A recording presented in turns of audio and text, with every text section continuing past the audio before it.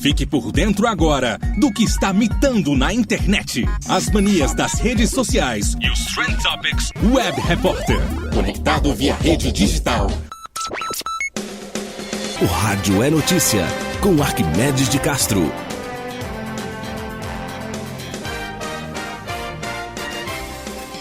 Olá, tudo bem? Eu sou Arquimedes de Castro e estou de volta no podcast aqui, o Jornal de Campina Grande, trazendo para vocês as principais notícias do dia. E hoje eu vou falar sobre os trabalhadores jovens e sem educação superior, que são os mais atingidos pela crise, né? Pelo desemprego recorde que nós temos no Brasil.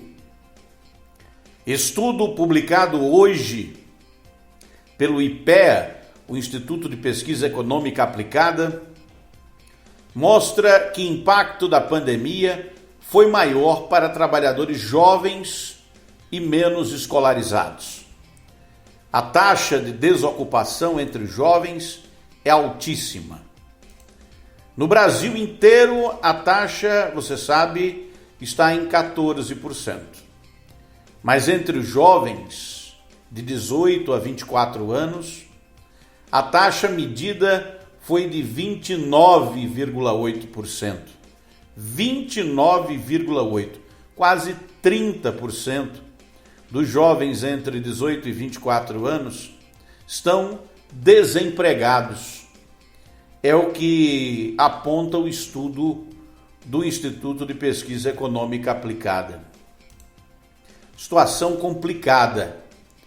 O Instituto divulgou hoje a análise do desempenho recente do mercado de trabalho e perspectivas para 2021. Apesar da melhora no segundo semestre de 2020, o mercado de trabalho brasileiro segue deteriorado. De acordo com dados da PNAD contínua, embora a ocupação tenha voltado a crescer após ter atingido em junho do ano passado o menor valor da série, em janeiro deste ano havia 86 milhões de trabalhadores ocupados no país, bem abaixo do antes da pandemia, que eram 94 milhões. Os trabalhadores com idade entre 18 e 24 anos foram os mais prejudicados pela pandemia e pelo desemprego. A taxa de desocupação subiu de 23% no quarto trimestre de 2019 para 29,8%, quase 30% no mesmo período de 2020. O que corresponde a quase 4 milhões de jovens à procura de emprego. No recorte por escolaridade, a desocupação foi maior para os trabalhadores com ensino médio incompleto, alta de 18% para 23%, na mesma base de comparação. Em contrapartida, a ocupação dos que têm ensino superior continuou crescendo e houve alta de 4,7%, na comparação entre os números de trabalhadores nessa condição nos respectivos trimestres de 2019 e 2020. Isso quer dizer que, se para os jovens com baixa escolaridade o desemprego aumentou, para aqueles que têm ensino superior, houve aumento no número de vagas. A economista Maria Andréia Lameiras é a autora desse estudo. Ela acredita que a crise sanitária potencializou as diferenças existentes no mercado de trabalho. Ela disse que, à medida que os dados das PNADs contínuas foram disponibilizados, o cenário de forte deterioração, que conjuga desemprego elevado e aumento da subocupação e do desalento, foi se tornando cada vez mais evidente, principalmente nos segmentos mais vulneráveis, os jovens e os menos escolarizados, cuja probabilidade de transitar da desocupação e da inatividade para a ocupação, que já era baixa, se tornou ainda menor. É o que diz a pesquisadora do IPEA, a economista Maria Andréia Lameiras. O documento da Carta de Conjuntura do IPEA mostra que no quarto trimestre de 2020, a taxa de desemprego para o sexo feminino foi superior à do sexo masculino. No recorte regional, ainda no último trimestre, as regiões Nordeste e Sudeste tiveram maior incremento na taxa de desemprego. E adivinha qual é a região que tem a maior taxa? O Nordeste, é claro. Saiu de 13% para 17%. O Sudeste saiu de 11% para 14%. Mas aqui no Nordeste a taxa de desemprego é de 17,2%. Na análise do emprego setorial, o segmento de serviços foi o maior prejudicado, com queda de 28% na ocupação no quarto trimestre de 2020, fortemente impactado pela paralisação do setor em virtude do distanciamento social imposto pela pandemia. O setor de serviços fortemente impactado pelas medidas tomadas pelos decretos estaduais e municipais que restringem a mobilidade e impõem o isolamento social. A perspectiva para 2021 não é boa. Nós estamos no mês de abril e a perspectiva é que, apesar da expectativa de aceleração da atividade econômica, as vagas geradas não devem ser suficientes para suprir não apenas os desocupados, como também quem deve sair da inatividade. Sendo assim, a taxa de desocupação deve seguir elevada durante todo o ano. Esse será um ano, na perspectiva econômica deste estudo do IPEA, de desemprego. A análise tem como base o cruzamento de diversos dados. Não é uma opinião. A economista não tirou isso da cartola.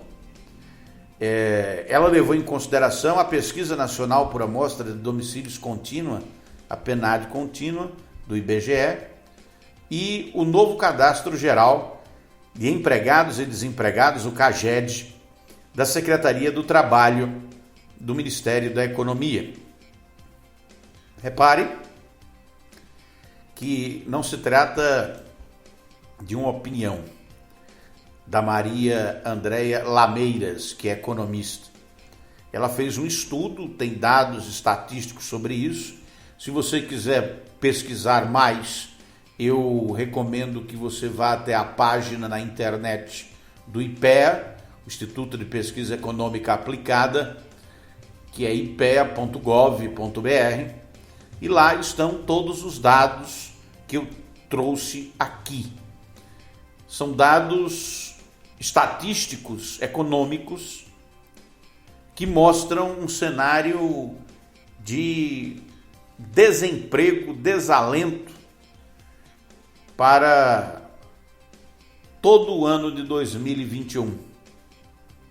É um ano difícil de conseguir emprego e, se você está empregado, provavelmente você vai ter cortes nos salários, diminuição de direitos, etc., porque as empresas em geral estão em grandes dificuldades. Esse, infelizmente, é o cenário que se desacortina e que eu trouxe aqui para você em dados estatísticos nesse estudo do IPEA. Vamos agora às manchetes do dia.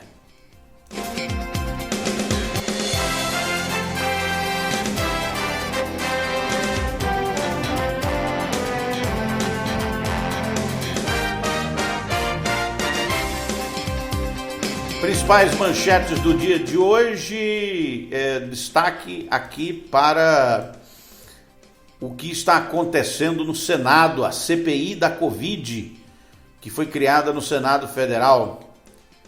A CPI da Covid deve ter maioria de senadores independentes ou de oposição a Bolsonaro. Será uma CPI complicada e difícil para o governo. Pode aí resultar em um relatório desfavorável para os planos governistas.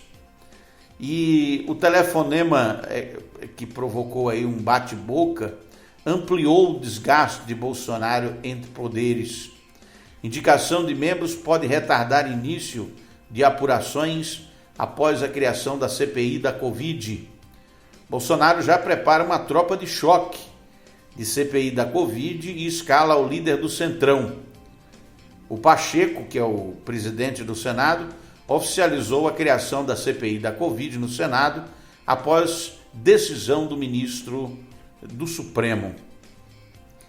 E eu fui pesquisar quem serão esses senadores aí que vão integrar a CPI da Covid, do Covidão, estão chamando de CPI do genocídio. Você sabe que CPI tem um nome oficial e tem o nome que pegou, né? Quando uma CPI pega, teve uma CPI que ficou conhecida como a CPI do fim do mundo. Porque começou a investigar tanta coisa que apelidaram de CPI do fim do mundo. Essa é a CPI da Covid, mas pode ser apelidada de outra coisa. E eu tenho aqui uma relação dos nomes indicados. Ainda não foi decidido, tá? Então os nomes foram indicados e ainda precisarão ser formalizados pelos partidos e aceitos pelo presidente. Então vamos aqui aos nomes. Ligados ao governo Bolsonaro, podem participar o Ciro Nogueira, que é do Partido Progressista do Piauí, o Jorginho Melo, que é do PL de Santa Catarina, o Eduardo Girão, que é do Podemos do Ceará, e o Marcos Rogério, que é do Democratas de Rondônia.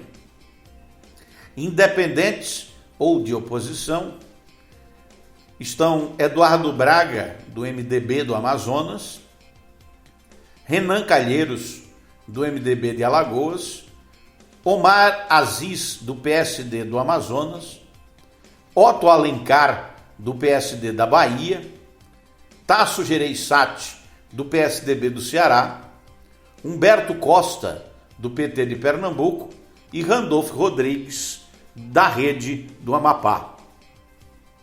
Repare que a situação é ruim para o governo, né? Vai ter minoria na CPI. O presidente da CPI provavelmente será o Randolfo Rodrigues. E é muito provável que a relatoria fique com Renan Calheiros. Se isso acontecer, vai ser uma CPI muito difícil para o governo. Terá que se articular. Tem alguns senadores aí que se dizem independentes, então podem ser cooptados pelo governo. A CPI é um jogo político, né? E vai exigir do presidente da República e dos ministros, dos seus assessores, dos parlamentares que o apoiam, um jogo de cintura muito grande para encaminhar os trabalhos da CPI, o inquérito que será aberto, de forma a não prejudicar o governo.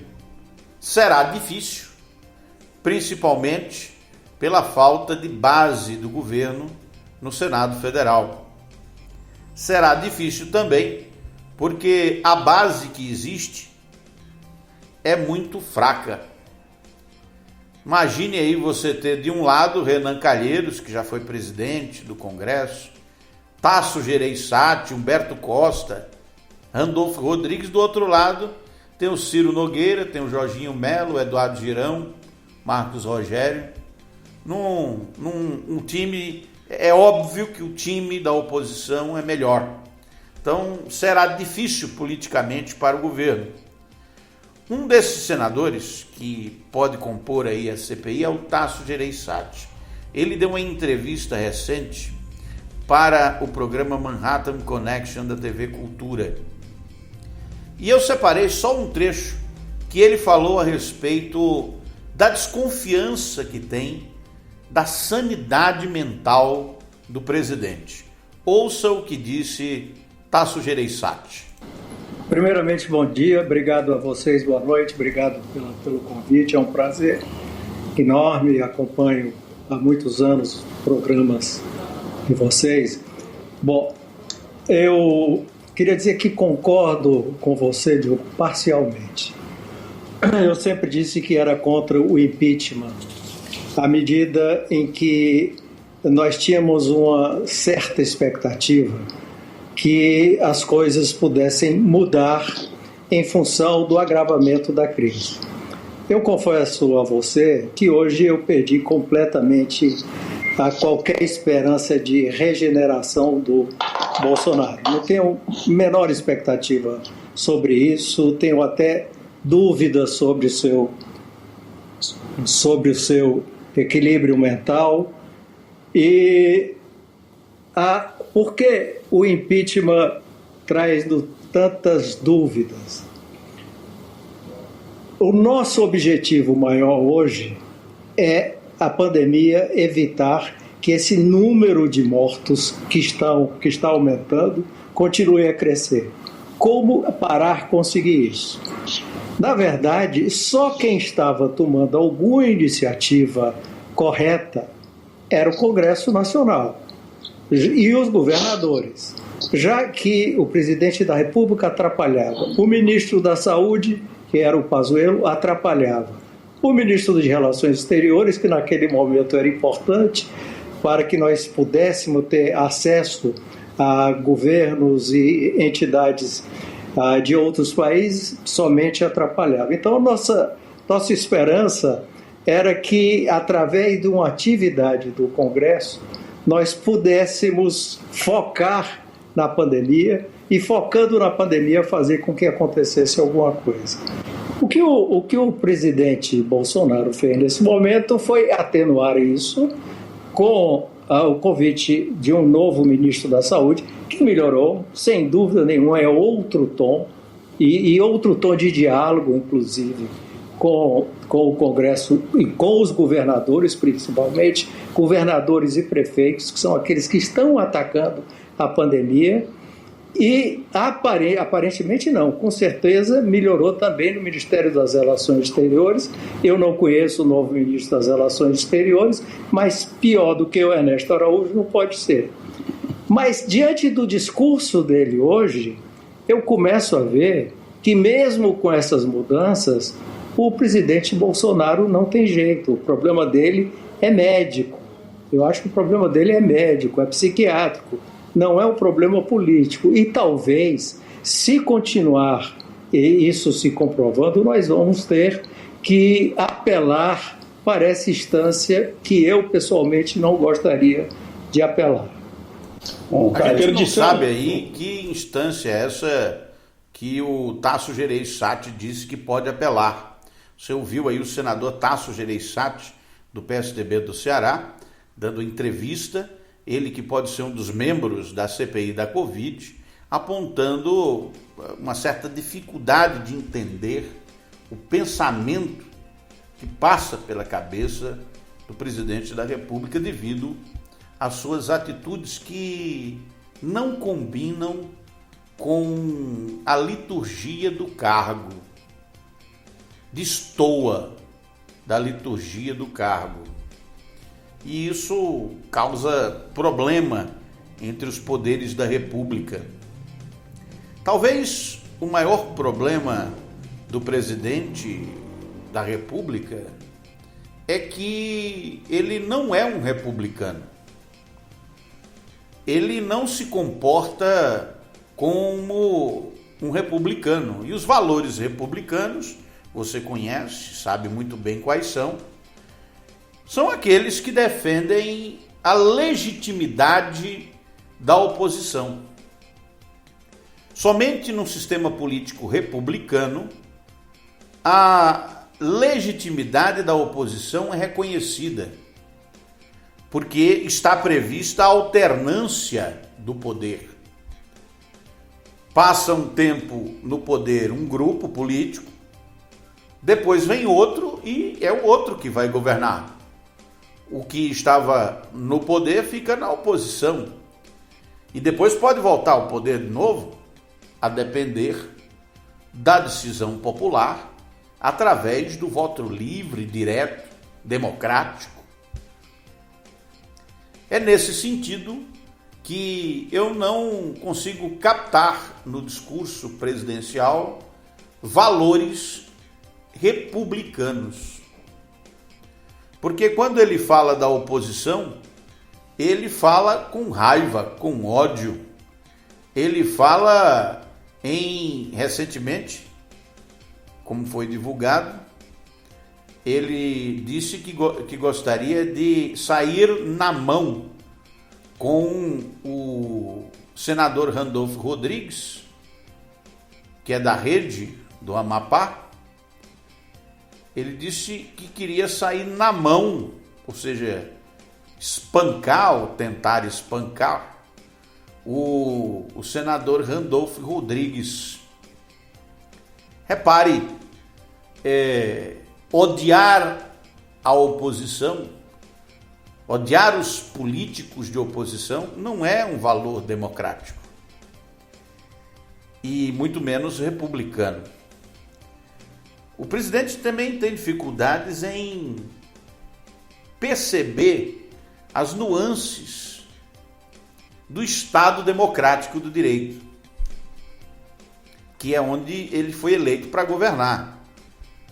Então, de vez em quando, os gestos e o discurso presidencial caminham no sentido de mudança.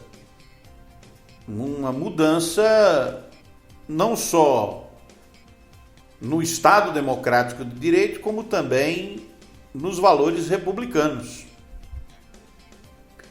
A impressão que muitos têm é que o presidente não quer se submeter às regras que o elegeram, às regras que mantêm os poderes da República. E não se submetendo a essas regras,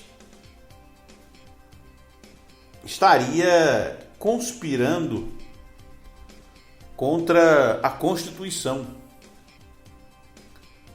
Acho muito difícil que ocorra um segundo governo de Jair Messias Bolsonaro sem que haja uma alteração profunda na Constituição.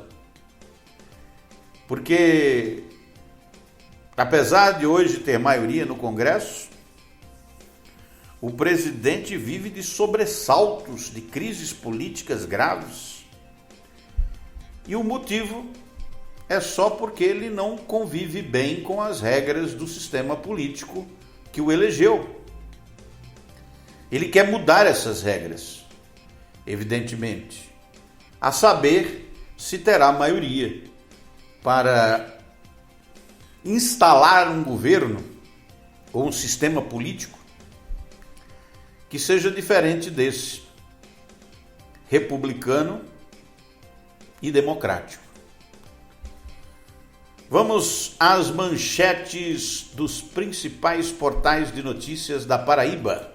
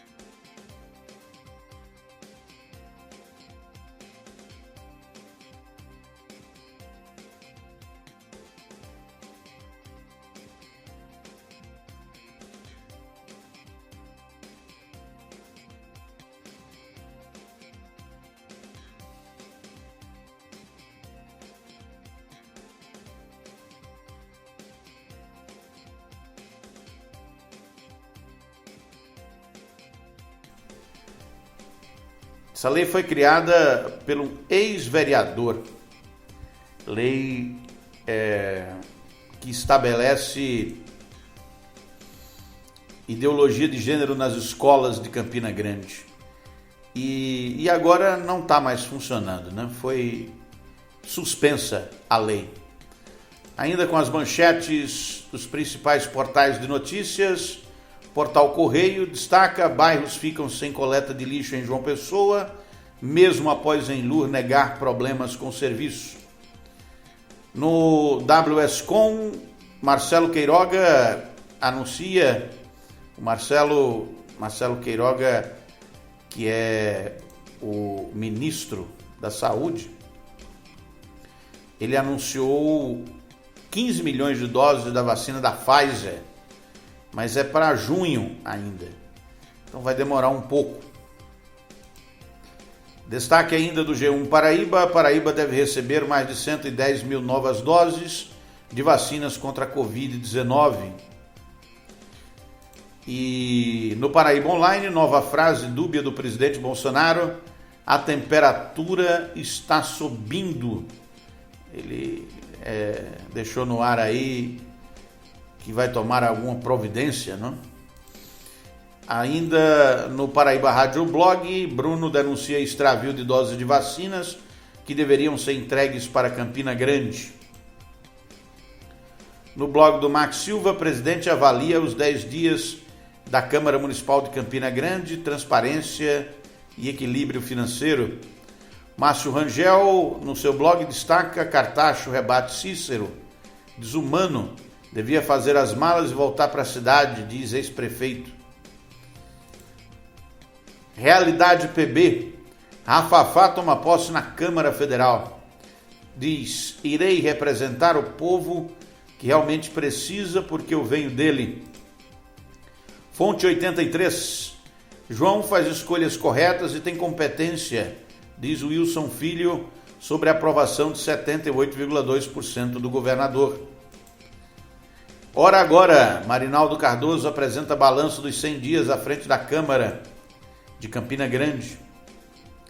Página 1 PB, destaque de capa do site: Memorial e nome de ruas. Campina Grande vai homenagear políticos e artistas mortos pela Covid. Destaque de capa do Paraíba Todo Dia: em Campina Grande, Bruno anuncia prorrogação do prazo para cadastramento no auxílio emergencial. E no Parlamento PB, o destaque é que o secretário de Saúde do Estado, Geraldo Medeiros, disse que atraso na aplicação da segunda dose não prejudica a imunização. Essas principais notícias de hoje em manchete. Até o próximo programa. O Rádio é Notícia, com Arquimedes de Castro.